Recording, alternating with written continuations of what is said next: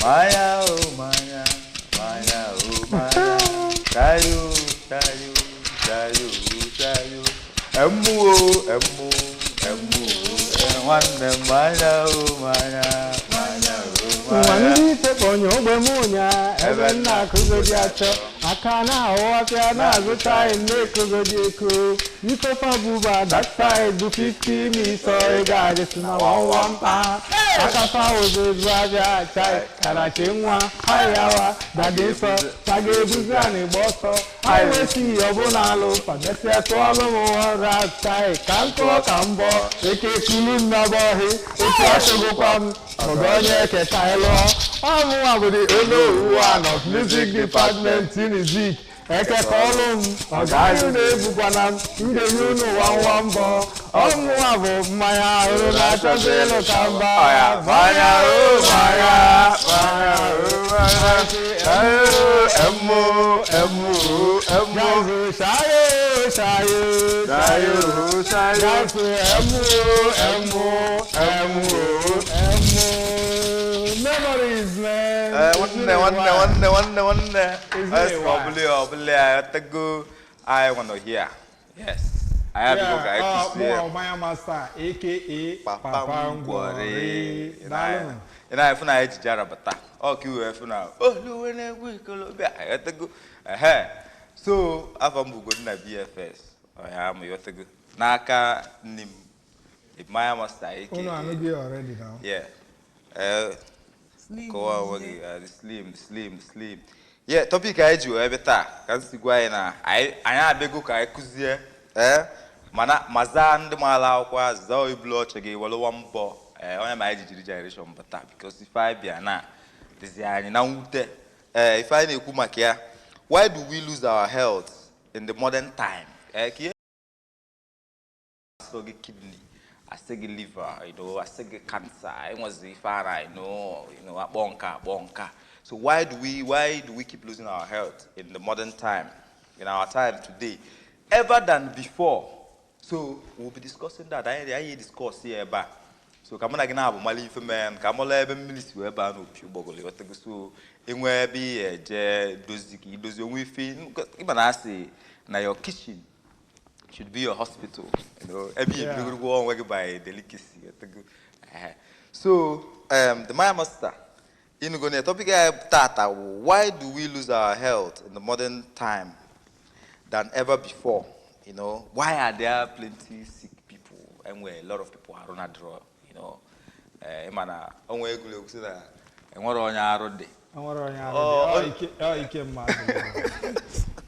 Then in that song too, onwe for the follow to Chaka, if any madden a legacy. Madam Yamunka, miss because I feel na.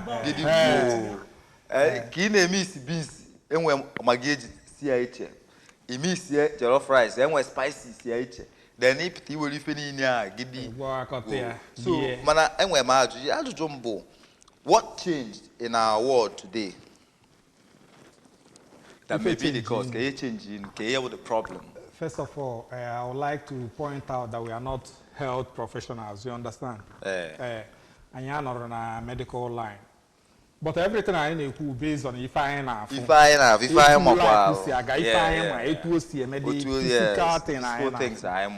yeah, so Abolona actually got for the way you can go to research centers. So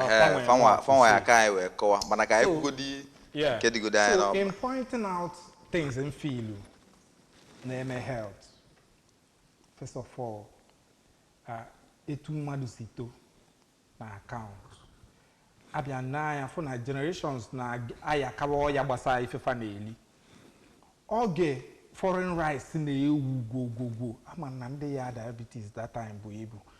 Soft drinks na so many everything if people need kababo chan if for diabetes nolly on increase as in the diabetes neighbor enwe moya na akpo minankwa mgba itoyenya gbata mmiri izizobo iwe ira anya na mmiri o me shushushushu igwaza na sugar na minankwa go na akpo ya amaza ogwa mi ekwe ma mgba o mecha na mgba enwe nke mma na adi na ndị lim can with that one na adi na sachet pure water.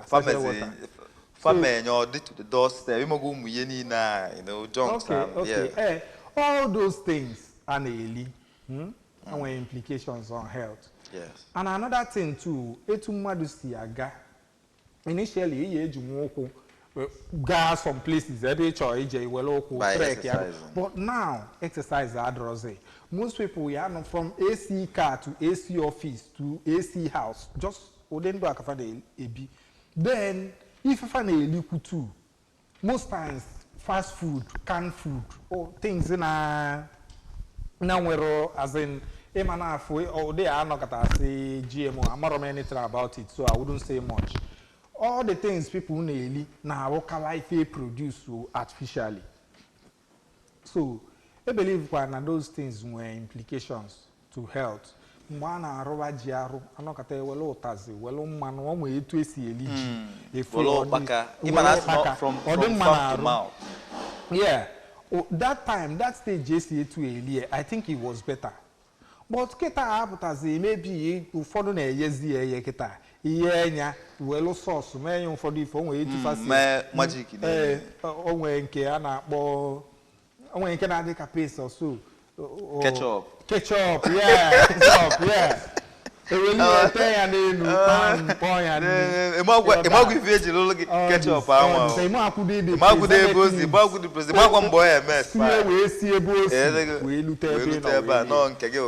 think that these things were implications. So I na gazana to put more. My master, can you I'm directly to Slim? Can you from Imanasi na healthy food from farm to mouth. Yes. Can you moja from farm to mouth? Can you meloja based on na? The from farm to mouth. You wanna get through industrial, yes. You know, machine paaka. I was from chemical. Go on, was because I'm gonna from farm. I will go where perishable food. Based on just the industry, and or just the industry, and where Messiah can last more. The process of email can last more. A back a problem. So, can you imagine from farm to give people? One time I could look agriculture. Yeah. One time. If you want to reflect, go back to yeah. Because all then in onye puta oje na zone ya mekonata one or two. Iye den je chobanu nke preservative one. Yeah, that's you want the more we need ready to cook more me na ije na zone no. Well if you went. Then abia na nke asikwa kemi ya na po groundnut oil. If you groundnut oil abia when dị na dị pure, when dị na dị pure. Then ndị a na dị pure, ịbịakwa ịba n'ime anya asị gị na nke a dịkwa pure, nke a dịrọ pure. Mana ịmagoro na nke a dịrọ pure, asị gị na obele ego. Nke nna dị pure, asị gị na ọ garala ọnụ. Ịbịa jiri maka dat na ijilo na ego nke ijeguluzi nke obele a. Now, ịnwazi things and things dị n'ime that one if tiwele ejesie nri ọ na-abaghị n'alụ na-adamage kwa ihe ndị ọ na-adamage. Ịghọta. Yeah, it's a groundnut oil. So I think they mean vegetable oil. Vegetable oil, yes. So I was a vegetable all of them. The man natural. Young one day in the internet. So on your fear. Based on the eye for the groundnut oil. It was the oil need another red or groundnut oil. Oh, where goes there? Where for the age pancanel? They produce the manuako. Can you mean by manuako? Akuitiako. Banga in Mano red. Get away on a mano red. I bleach. I don't know to monogram oil. Yes. Like you see, the redness. No. Okay, for nka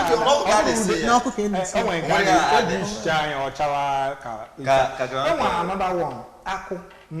Ako that nkedi ni that one did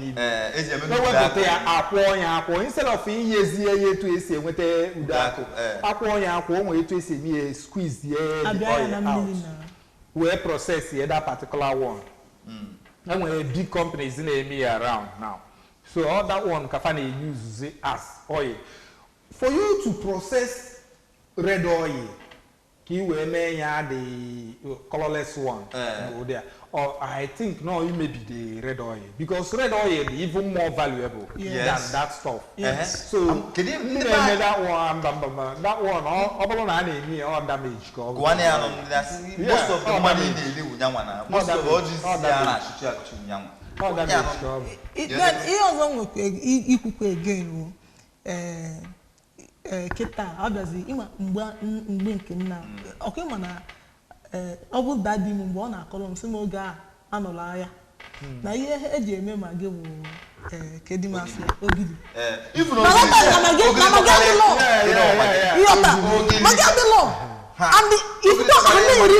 read the because oh mgbe nnọkọta mgbe sef na-asị ya ka ihe mere ndị mgbe aja anọcha 120 130 because again the thing we things in na afocha na say ka ezi mere kita na after 70 years onye anwo o se mu na mgba afọ no na because that himself to onwo or did that like iye ji omu iye condiment ya say just to see ya natural to negwa take away the no okwu your kitchen kwesi you go to your hospital the first hospital ya dey na manufacture because the ife na egwu mmadu kwa na ife oli no ife na-egbu mmadụ before you know so mana ihe na-ajụ ekezie emezi junks ji wee dịzie more accessible na ezigbo nri anwa ke ihe ndị m ka ifilu people ya eme ka ha gbanarị too much junks because ifilu m n'ọnya nwa bụ ụmụ okay first of all you nwere ife ikwu ese magi something ili magi and cool I think you mean seasoning or seasoning yes yeah all those things are they produce and what on your market is where me then junks in most times they be no ni fi na eme na so determine no need be available for you like let's say you know ebe akita we megide time you eji we je lunch ilu and the time you nwere enough you gbapu gi ilu ebe ikekwe icho ofu or fish pie or something iweli ewelo mmanya oto berebere that's the thing so this thing is affect and when the man anọ n'ime afia the person na-ekwu na olicha anya esi n'afia na onwe ka o si enye nsogbu n'afọ so if ọ na-emezi bụ ọkụ golu bread golu mmanya ọtọ bịrịbịrị wele ife na-aba ị na-anya ife na this person is building up a style that is going to harm the health tomorrow. So onye a na-eme because of ebe ọ nọ because na onye eje nwụrụ osi because na nri adịrọ available or because na nke esigodi a na-ele n'afịa ọ marọ ka esi sie sometimes olicha anya onye bie nsogbu so all these things na-eso determine ife mmadụ na-eli mana o nwere ihe ekwu isi na onye example onye nọ n'afịa onwe ike ọ necha anya ọmamfu ezigbo nri n'afịa lie ọ nọ junks of yeah mana o nwere ihe mụnwa feel kwa kakwa mma ihe tinye ọnụ na ya time ahụ ihe eji weli junks convert ya to fast weli eme fasting because no arụghị ya aka ana m agwa gị pure that time ahụ ihe eji tegolu onye ọ na m ife o junks junks ahụ ihe ego weli eme arụghị fasting because ịmago na agụgụ arụ ọ convert ya some ways to energy and whatever. I don't go to reserved energy in here. I don't reserved energy. And then and the waste I don't convert where.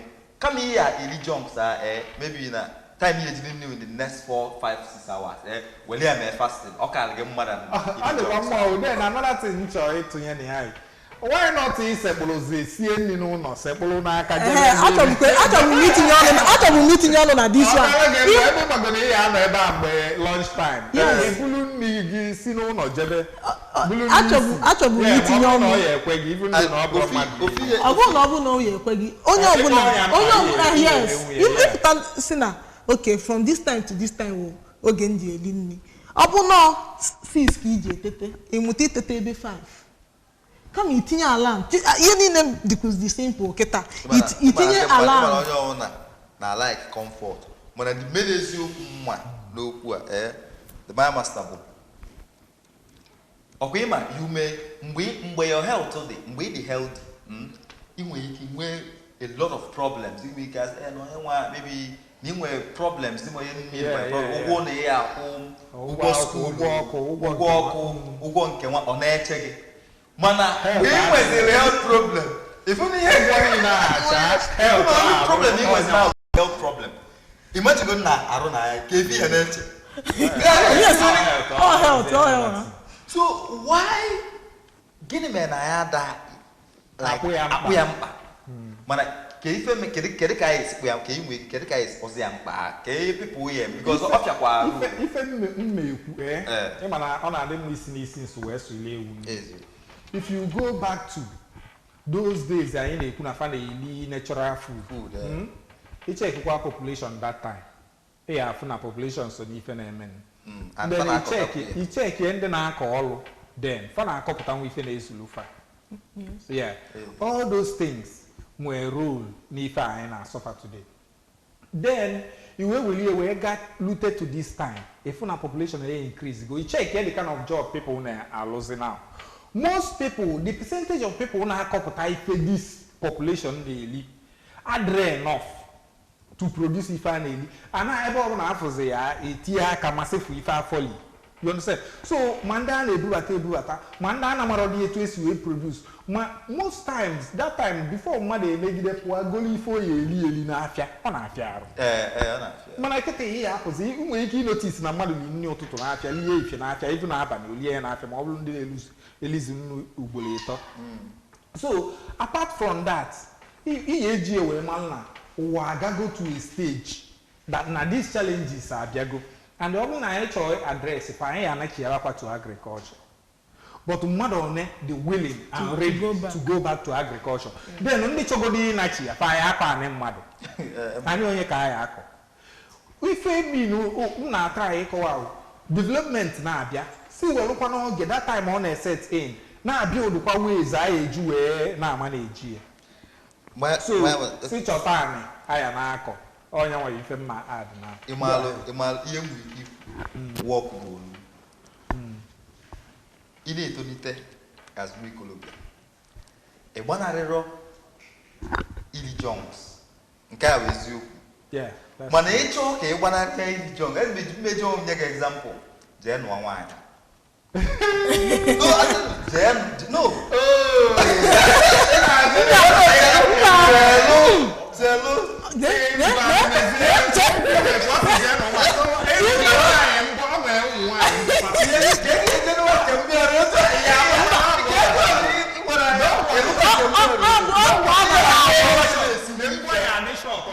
Notice that you can afford it. Yes. Mboy are the short. Enotia, Guinea, but all notice they afford Mumba. So, and that time, all is in Mba. Most of them say, Jones. If I near or Jones, finger food. I'm only go for me. Yes, go for me.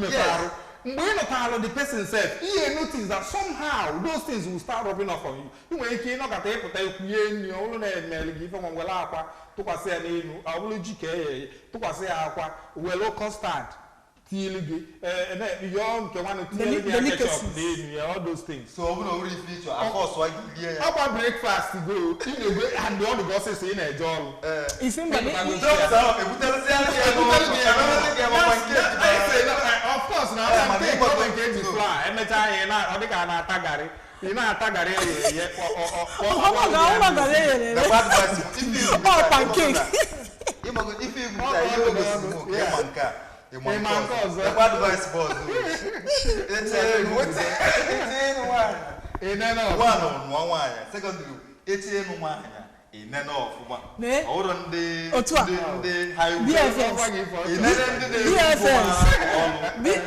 BFS.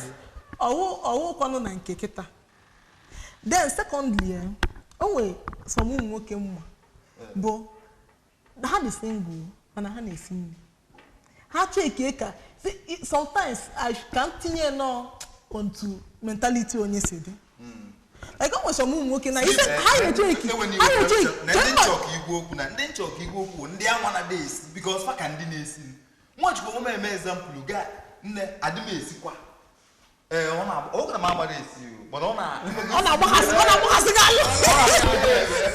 Ibia ebe na ihe ịmalụ ma ihe na-eri. Ka na akpọzi ya gala na mineral. Ngoro alia. Sausage ngoro alia ni. Imo na odigo ready. Odigo ready. Ngoro alia ni. If we be na park mmanya na in fact ndị na-ele so ame egwu akpa abi egolie.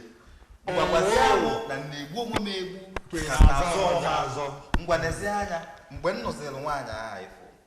Esibezie nri. Ịmana mụ asef ịpụtazi lie nri na restaurant. Nsa isikwa ndị n'ụlọ. Ife ahụ iti iri ebe a dị na ihe ori ntufu ego. Ọkwa ebe a ka. Otu a. Omezi amụ na invest more n'ife a na-esi n'ụlọ. Otu a. Na enye nwere ikwu ihe a na-awụ mentality nke gị. Junk master. Onye ọzọ bụ junk master bụkwa as in ọ dị eche ka isi wee na-eche. By onisi na ifta na restaurant na ibia na-eche ka ihe esi ebe a ka esi. Ọ ụfọdụ na-adị eme ya. Mana ndị a na-agbadoro ka gị isi. Ndị a na-agbadoro. Mba, ndị a na-eme ife n'ụlọ. Ibia na restaurant, ife ịma na-esi n'ụlọ. Imefu ya ọgwụ. Onye a si adịrị ọma. Sometimes esi ihe n'ụlọ mbịa. Ọ bụ ihe esi n'ụlọ ka enwe ebe a. Ndị ebe ga dobe dị na n'ụlọ ma ihe different thing. Ọ na-adị na-akwa anya na igoro ndị aka tụtara atịrị ịmakwa dị n'ụlọ. Dịkwa n'ụlọ. So mana ihe na-ekwu na ọ ya enyere gị aka kwụsịnata ụfọdụ ife. So ife anyị na-atara anyị ịlụtụ aka kịta ahụ na ife mmadụ na-eri so wee na-ewetalụ health ya challenge. Yes. Then another thing is that anyị chefu na ọ bụrụ sọ ife eli n'ọnụ. Ife etefu na arụ ofe. Mude ife ite na arụ gị. Another thing enwe rose na skin. Yeah, another very important thing. Okwifu this phone a na-apị apị. Nke a bụ na adị m ekwukata ya galụ. You see your site. Ndị just this generation kịta nyefa time. Etu esi wee nwee ndị ya okwu mgbu, ndị ka ọrụ ugbo. Nye this generation time, ị ya afụ anya mgbu. Ị ya afụ ya nọ. The rate o eji wee le, people will not be. Mama, ị na-ewute na ndị lu phone lụcha. Ịbịa na phone gị, enwe ebe a sị gị automatic like ọ na-enyere gị aka ịnọlụ ebe dị ịnọlụ ebe ị need ka ọ gbanyere gị. Amụmụ ignorance na-eme people. Na father. Na harder pay attention to that. So those things, it bring the things like this out. You pay attention to your phone. Man, the kind of phone you need to use. My phone go require. Most phones are advanced Androids. Oh, no, when you like again. Yeah, because they not change on when you. Conscious. The hours in spend before your phone matter too. Because you see, etu anya si onwe ife ya ijo na ogwa anya ya gwaga about dilation. Etu anya si a function ụlọ anya gị godi. Onwe ka ife ya esi wee dị or adjust onwe by itself to view that thing based on position ebe. And the man in the phone most times on are close. So you need to keep your eyes on and adjust to view close things like all the time. Yes. So key name that thing the effect they on the eyes. Yes. So you make it no matter it was where the site here the implications of in any phone. Yes. So I'm trying to point this out too. Then na no kata onwe ife ikwu say mal na onye nwa na onye drug ndị a na kata feel we ka dey high or ka ya maybe no cho ime magic na onwe nwa o degide olu ka ofuzele de nwa cho ka o me ka o gba ka ocha that kind of thing o je cho ogwu huru n'isi. At the end of the whole thing, imeche na afu the effect of mposi onye ahụ ya asịsị na ya na-agbapụ bọọlụ mbụ ka ya pụọ field ọfụna ume adị asị o nidikwa ijecha ọgwụ o ji agba ka oke ọcha ka o ruo igwa bifo ọgbanwe ka oke ọcha ịghọta ebe m na-aga. So all these things were implications. Yeah, onwe na-adị m surprise na ndị mmadụ.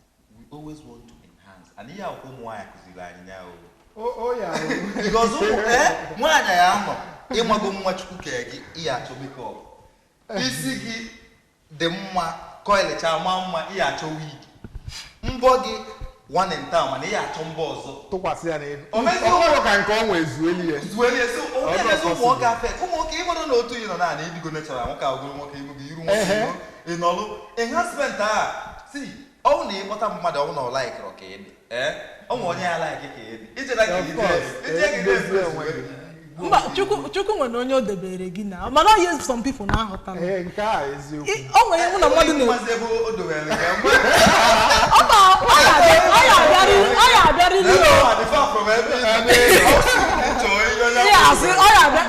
ịma na ị na-emewe ya how soon ọ nwere lead most of these girls after asị na ha na-eji ime BBL breast enlargement ka we dọta onye a ya bụ ya sị ka dọta onye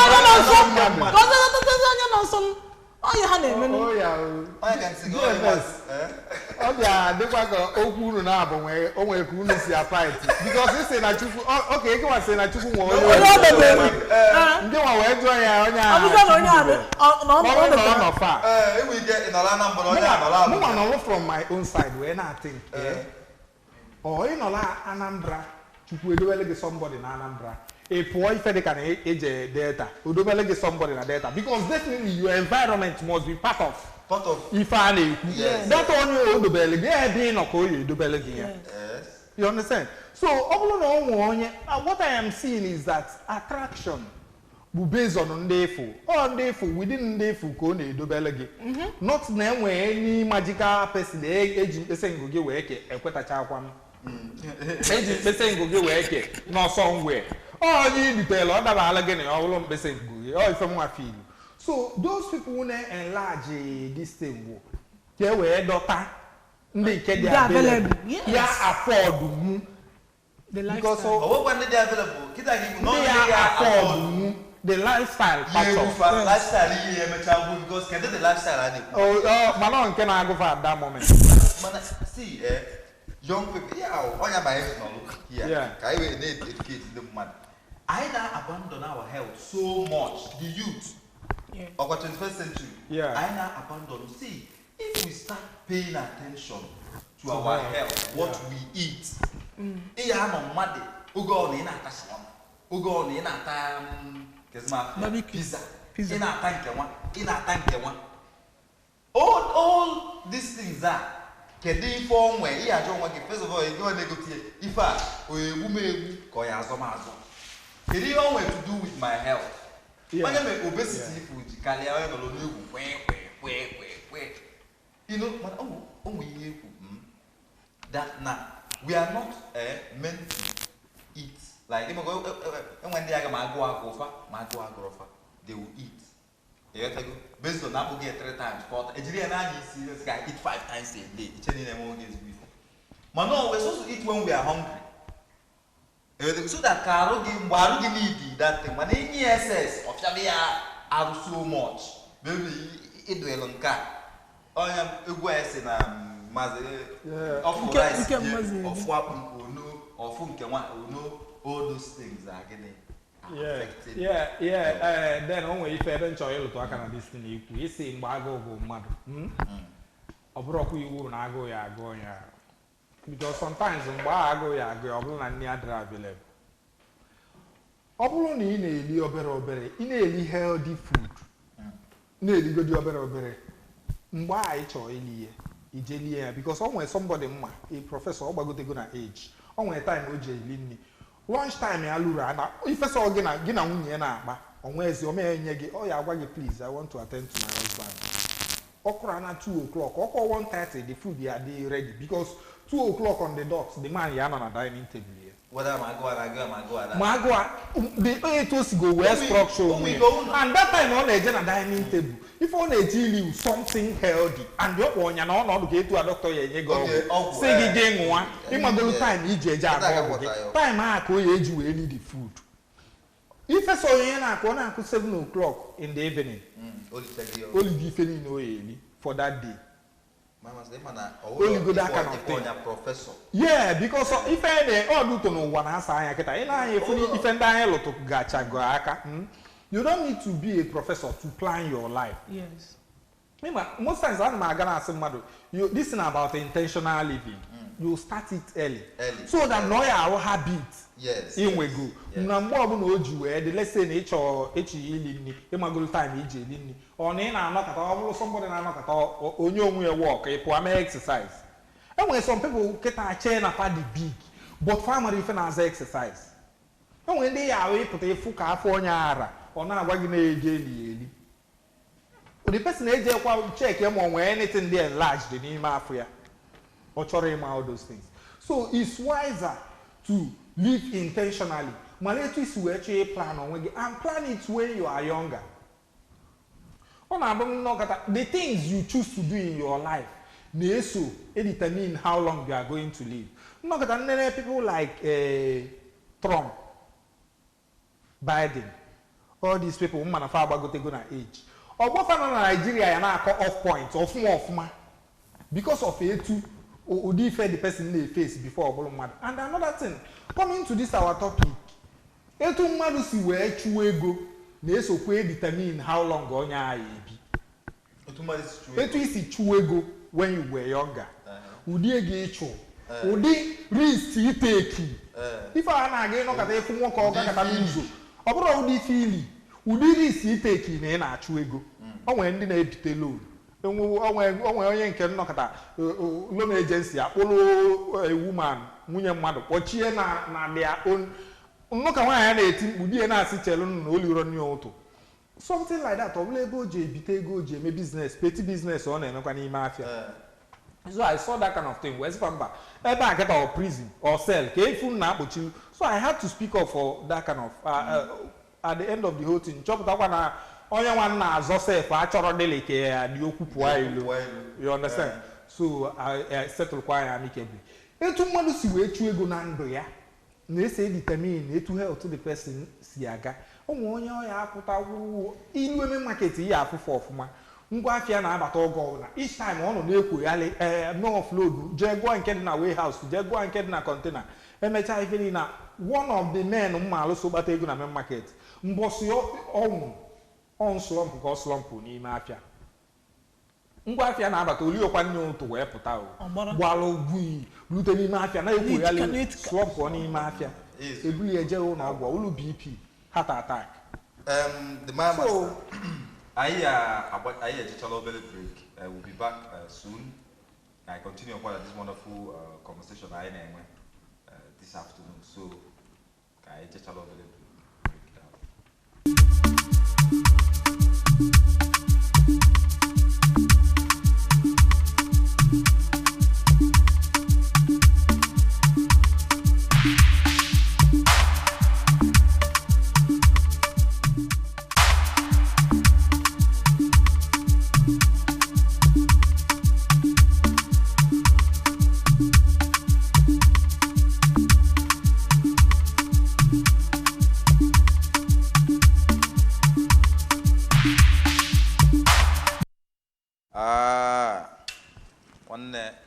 I welcome you back to Ogbe. You know, like I always say, we discuss everything here: health, politics, day-to-day life. You know, direct from the street. So, like, let me remind you that the topic I treat that. Why do we lose our health in modern times than before? So now, my master, I look at the government. The government na there me where so much sick people because auto fire the one here. If you find there man, if you fire me, slim, yeah, take one na no poor. If you find there, make if you fire me. Slim, one way if you government na there me because I am only if you find there me, it's well they you know, either na far. Ade mesure focus me so ke dife di high odi kan kwa na kan yodi ko kutu odi wa go kwa na di ekwe de ka ga o e ka bia size gina ya no no ayi bi nka ana egugodo okwu before onya ya ejewe no ogwu ke dife focus me before egwezi okwu iland onya atu no ogwu now all these government hospitals now kwesi enwe facilities for onye arụ na adịrọ onye arụ na adịrọ kedu ife gọọmenti ya eme ka arụ kwụsị ya mmadụ at least in within Abugudu, Kewe, and the Obelo, and any good double for free. Oh, why, what will na aliens in the man, you give was here. That's the one the other one we keep just like he in a then I say no government apportion no and whereby and because came off and there the real estate. I say all so the major problem. Oh, real estate. Because only came with the if you go Onakwe gie okwo olu na the community. Oje na fa publicize ya na ele hapo ana adi dormant. So investors here with a guy eji we dozu uzo. Okay, kam bia ni ifa ma ewokwa ni wo kam adi anka imana onwe step Anambra state government take by enwe non-approved estate. For the gaja dinana. So I call over out they should stop operations. Sanka kudos to the melia so that at least if not whereby and I call so my must come. Yeah, so onwe ife nkubugo na a program some time ago. The government, our people, we if fan and neglect. And I say go and farm. Ubo azono. If onwe iki onya na asu ubo azono kwa tenant ko obi pem man. The person who be tenant be azono ade okwale enough e ko ubo. Some of them ebe charge one floor. So I am thinking that now government we to AC kundi well something no real estate. Government kwesti iwepụta ife a na-akpọ farm settlement. Farm settlement. Ọ bụrụ na onye wele estate, lụọ the basic things enwere ike ebe a na-akọkarị akpụ, alụọlafa ebe a na-akwọ garị, ebe a na-eghe garị, lụọlafa those basic things. Wepụta na ibu ọfụma. Ịdị interested apply ya. Enye incentive for people that are going to farm na that place, farm settlement. That place ya ịbata here na the entrance of the place. This thing na-ekwuketa structure sha go me na my head. Etu o kwesịrị ịdị. The entrance of the settlement enwe ịbata okay no side ya ka ị na-aga ebe a na-akọ ji. Egosi gị side ndị na-akọ ji no. Side ndị na-azụ ewu ọkụkọ all those things azụ and co. If any need process that kind of thing ime adị na that area. All this vast land if we put where to use. Farm settlement. Yes, let's say estate. Farm settlement. Estate, each state where their own. Yes. Akocha if any na, it make sure that all along ye gari and all that. If any need ye gari at that place, myriad everything, and then make dry season farming. All government question implement here. Because only you can land that dry enough. That means you have to farm in dry season. Because that was not also rainy season. Rainy season, yeah. So dry season farming, the irrigation, I do enemy. I plan on of my irrigate here the settlement. Even lower houses for the people which are there.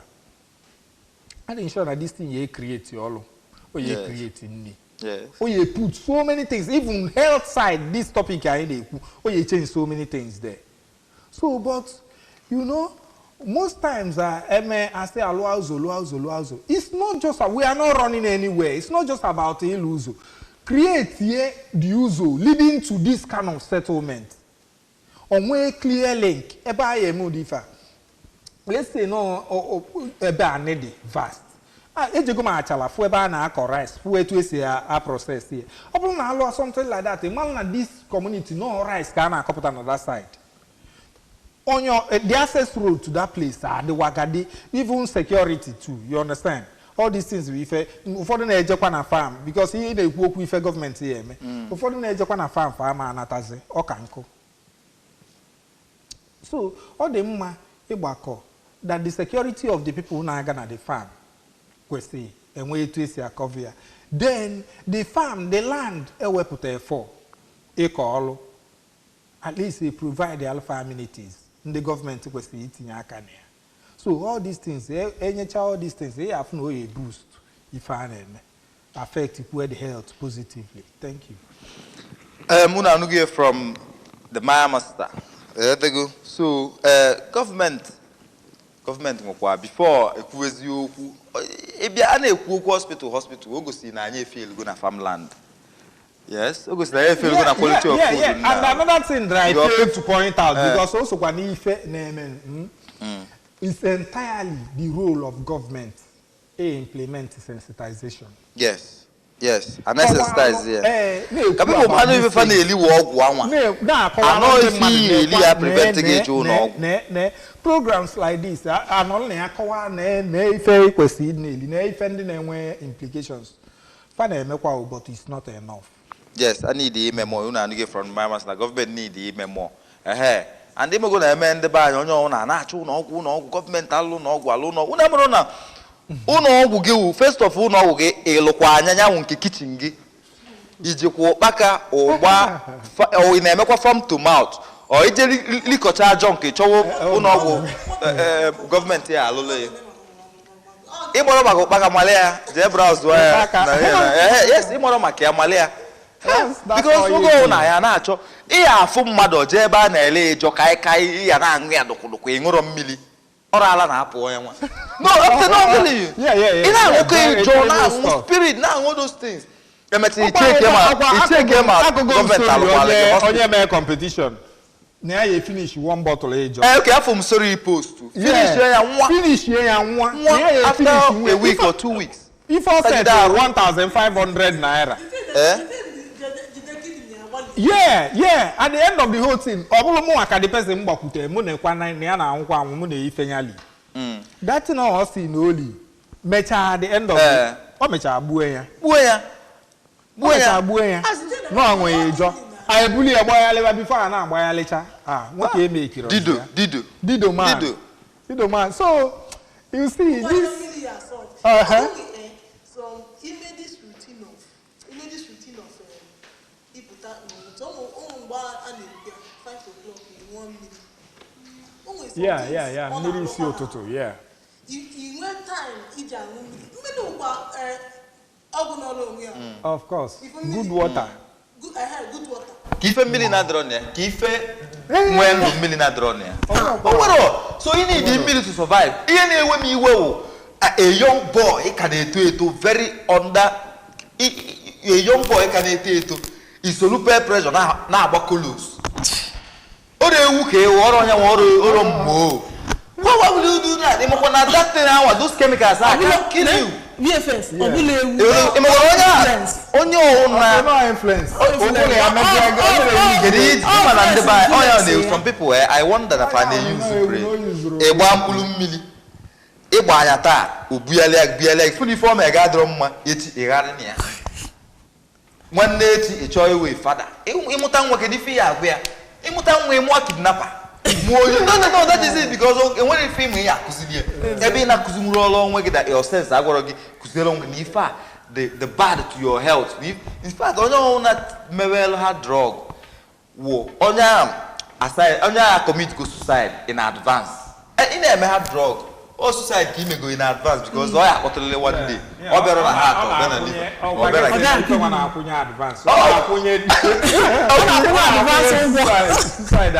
But that's and another thing to add to what you say.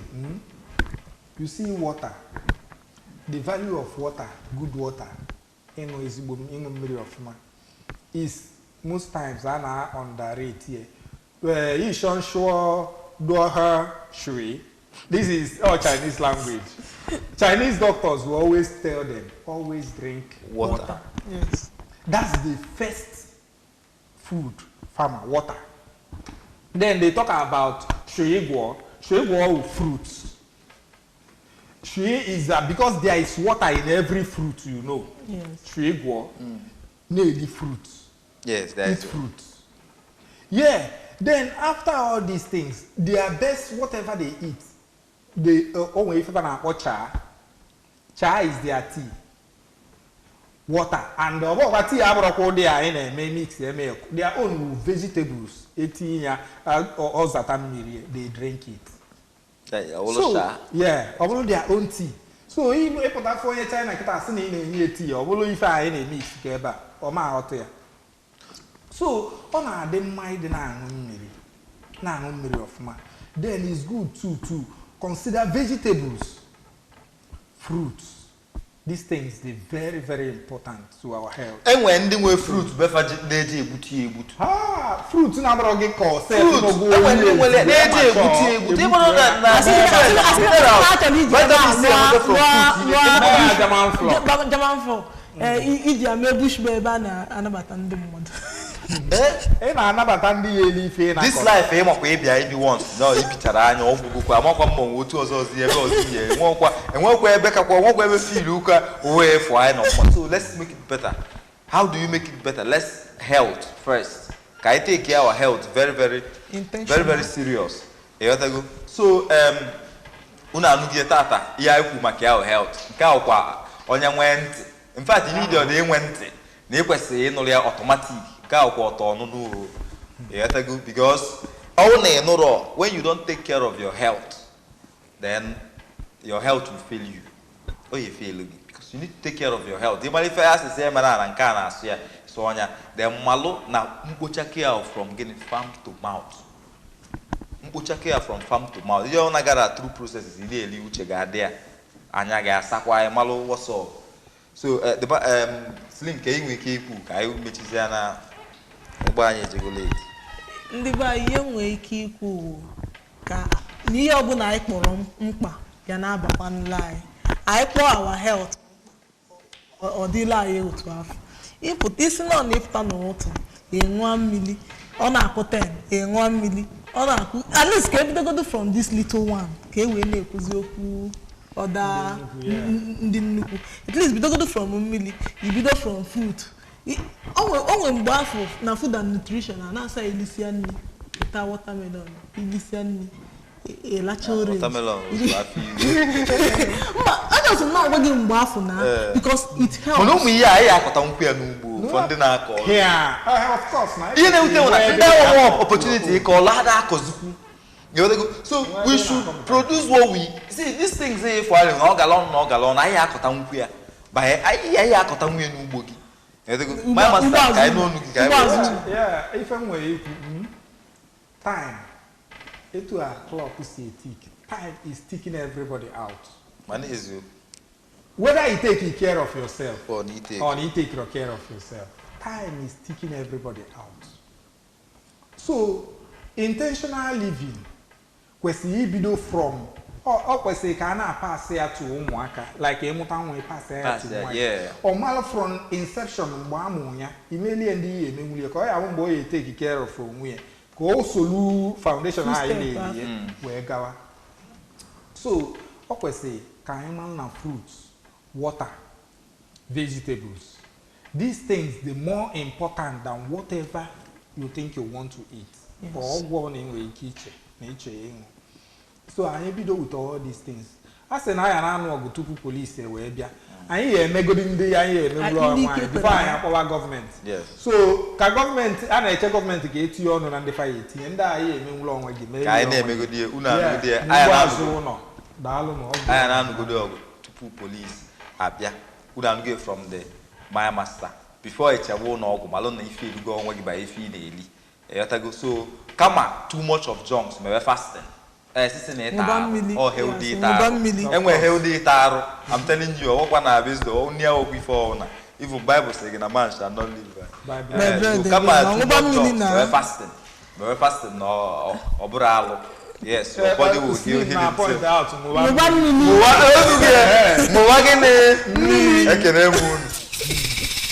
yeah, darling.